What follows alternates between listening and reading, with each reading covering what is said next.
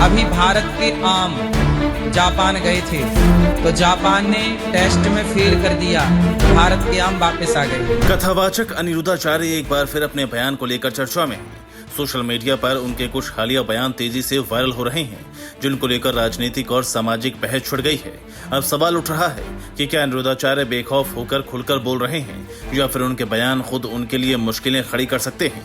Social media पर viral हो रहे वीडियो और बयानों को देखकर ऐसा लग रहा है कि कथावाचक अनिरुद्धाचार्य अब किसी दबाव में नहीं है। उनकी भाषा और अंदाज को लेकर लोग अलग अलग राय दे रहे हैं। कुछ लोग इसे सच बोलने की हिम्मत बता रहे हैं, तो कुछ का कहना है कि इस तरह के बयान सीधे सीधे विवाद को न्योता दे सकते हैं। अभी भारत के आम जापान गए थे तो जापान ने टेस्ट में फेल कर दिया तो भारत के आम वापस आ गए।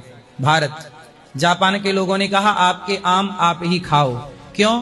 क्योंकि यहाँ पे इंजेक्शन लगा लगा के, हर चीज में दवाई डाल डाल के उसकी जो नेचुरल टेस्ट है, नेचुरल उसके जो प्रोटीन विटामिन हैं वो सब नष्ट कर देते हैं। और जापान खान पान में समझौता नहीं करता, उसे कितना भी पैसा दो वो खान पान को ठीक रखता। हमारे भारत में सुना नहीं, लौकी में इंजेक्शन लगाया, रातों रात लौकी बढ़ गई, बाजार में बिक गई। हमारी सरकारें इस पर रोक नहीं लगाती, हमारे यहाँ मिलावटी दवाई है।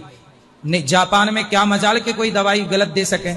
राजनीतिक गलियारों में भी चर्चा तेज है कि आखिर अनिरुद्धाचार्य इतने आक्रामक अंदाज में क्यों बोल रहे हैं। क्या उन्हें किसी कार्रवाई का डर नहीं रहा? क्या वो खुलकर सिस्टम को चुनौती दे रहे हैं? क्या ये सब सिर्फ सुर्खियों में बने रहने की रणनीति है? सोशल मीडिया पर तो यहाँ तक कहा जा रहा है कि ऐसा करके अनिरुद्धाचार्य खुद ही ईडी और सीबीआई जैसी एजेंसियों को न्योता दे रहे हैं। हालांकि अभी तक किसी एजेंसी की तरफ से कोई आधिकारिक प्रतिक्रिया सामने नहीं आई। जिस तरह से अनिरुद्धाचार्य के बयान वायरल हो रहे हैं, उससे विवाद लगातार बढ़ता दिखाई दे रहा है।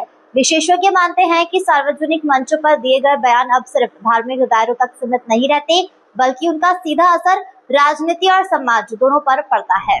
हाल अनिरुद्धाचार्य के बयान चर्चा के केंद्र में है। अब देखना होगा कि यह विवाद सिर्फ सोशल मीडिया तक सीमित रहता है या आगे चलकर कोई राजनीतिक या कानूनी मोड़ भी लेता है।